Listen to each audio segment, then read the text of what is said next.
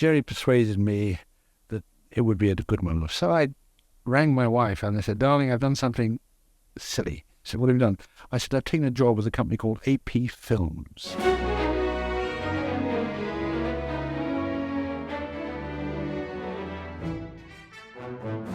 Well, it goes back a long time. Gerry and I were in the Air Force together just after the war, and which was quite a good time to be in, because you had the excitement, experience, and free thinking that came through from some of the guys who'd been in the war. And we ended up at Manston together in air traffic control, which in fact was the root of all the technology that you see in the series, particularly in Thunderbirds. But Gerry and I used to socialise. We played tennis together, we played chess together. I mean, I used to beat one of them, I can't remember which it was, but a lot of fun. Believe it or not, we used to get on our bicycles and cycle into Margate. And I can't remember the name of the pub, but there was a pub there it was our first port of call.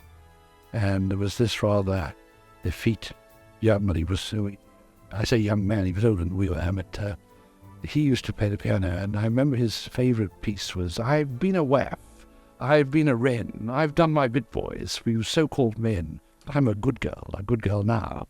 I mean, that was his party piece, and he used to give that every Saturday night. So after a couple of pints, we'd either have a game of darts, or we'd go back to the camp, but Gerry he hadn't played rugby in his youth, so he didn't know how to handle a pint. And I'd been from a school, and we did play rugby, and I was initiated in the art of handling a pint. So I used to hold his hand and tuck him into bed at the close of the proceedings. But again, yes, we used to go. I used to go to his home in North London, met his mamma, who was quite a difficult lady. But I say we used to play chess.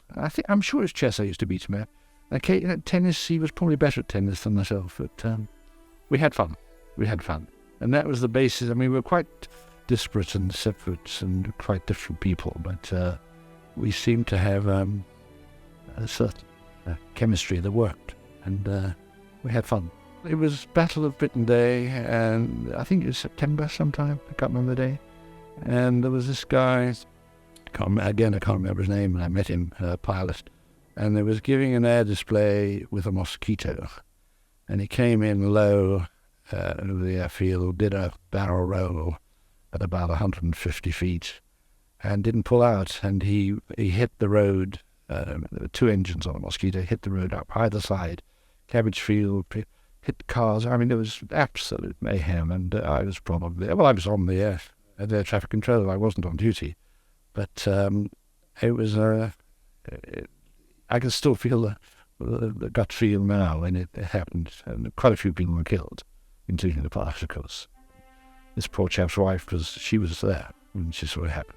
But I think the whole ethos of the Supermarionation and the special effects came from air traffic control. I mean, there's nothing more. You're sitting there at your control desk, which today's terms is relatively primitive, but and you had your RT, radio telephone equipment, and that was about all. I could talk to the home of the direction finding base, and you were just talking to the pilot and talking him down, either in fair weather or foul.